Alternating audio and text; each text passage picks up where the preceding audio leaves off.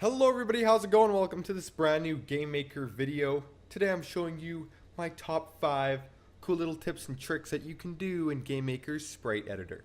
Let's start with number 1. So the first cool trick in this list is for the perfectionists out there, for the people who want their sprites to be absolutely perfect, for the people who want their sprites to have immense detail. This is a grid. If you go up to view and you hit toggle grid, this will turn on a grid that will go around every single pixel. And it can actually help a lot when trying to lay things out and when trying to count things. So if you want something centered, it's a lot easier to count using grid than trying to look at this little, than trying to look at the number here on the bottom and make your way over. So, use it. It can be really helpful. It can change your way, maybe speed up your process, spend less time drawing and more time playing the game that you've made. Number 2. Have you always been, wanting to switch between colors? You're doing some drawing, you're doing multiple different stuff, but you're tired of having to keep going over here to select the colors you're looking for. It can get annoying. So what you can do is while you're drawing, if you hold control, it will actually change you to the color picker tool. And that allows you to select any other color that's already there. So instead of having to, look here for the color you already have inside your thing, maybe I want to make these eyes a bit smaller. Instead of me looking for that blue again, I can hold control and click, and immediately I can just go straight into making these eyes a little smaller. So it can be a lot faster and save you a lot of time. Trust me, it's really nice to be able to just, be using any tool and hold down control and be able to switch colors really, really fast. Really great, once again, for those detail-oriented people. Number 3. These are for the animators out there. If you have multiple frames, like I'm about to make right now, you got a few different frames here, and you're trying to get a nice little animation going. It kind of sucks to constantly be switching between all of your different frames.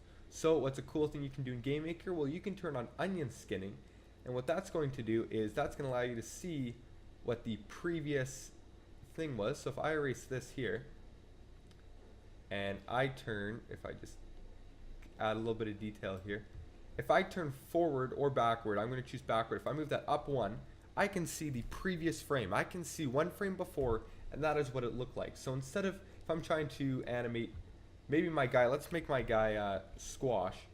What I can do is I can pull this down, and I can pull it down, and I can see that, okay, there's his eyes. So let's go down to there, and I can move on to the next one, and I can see the frame right beforehand, and I can say, okay, so that's where he was before.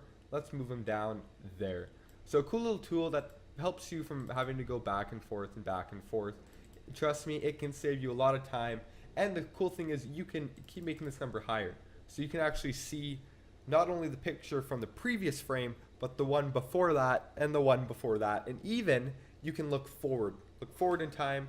I'm doing the second one. Let's see what the next frame is. Well, not too hard. I can just turn forward on 1, and that'll actually allow me to see into the future. Number 4. This is a cool one that I discovered while getting a little mad at the eraser.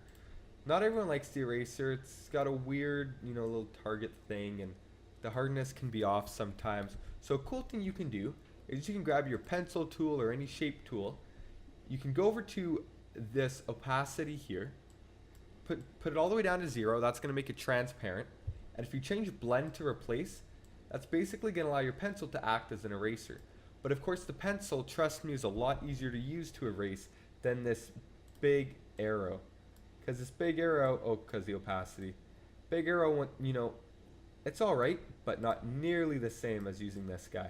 I much prefer to use the pencil tool when I'm erasing. And you can even do it with, the square tool, the ellipse tool, and all that good stuff. It's a lot, preferably, I like it as, it's a better eraser in my opinion. So a cool little thing that you guys can do. And the final one in this top 5 list is a tool that I have just discovered recently that usually goes unnoticed. And that's because you can't really tell exactly what shape it is or what's going on. Most of these, okay, that's a line tool. That's very clearly a rectangle tool. That's, blah, blah, blah. But most people look at this one and don't really know what's going on. And this one is really cool. What you can do is you can click on any color. So maybe I'm using this white and I decide I want kind of this darker gray instead. You can click on any color, and what it's going to do is replace every color in your picture with whatever your current color is set to. So if these eyes, I want more of a grayish, what I could do is I could go boom, boom, or I want to save a little bit of time, use this tool, boom. Both of them are done at once. This can save you a ton of time. Trust me, before I use this tool, I've had to go into a lot of detail, going over every single, shirt pixel just because I like, this brown better than the other. So this can save you a ton of time and can be super helpful, once again, especially for those detail-oriented sprite creators. So anyways, guys, I'm going to thank you all so much for watching this video. Hopefully you learned something from it.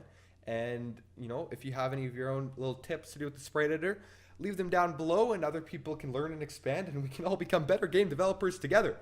Awesome. It's been a pleasure talking to you guys. I will see you when I see you. Happy deving.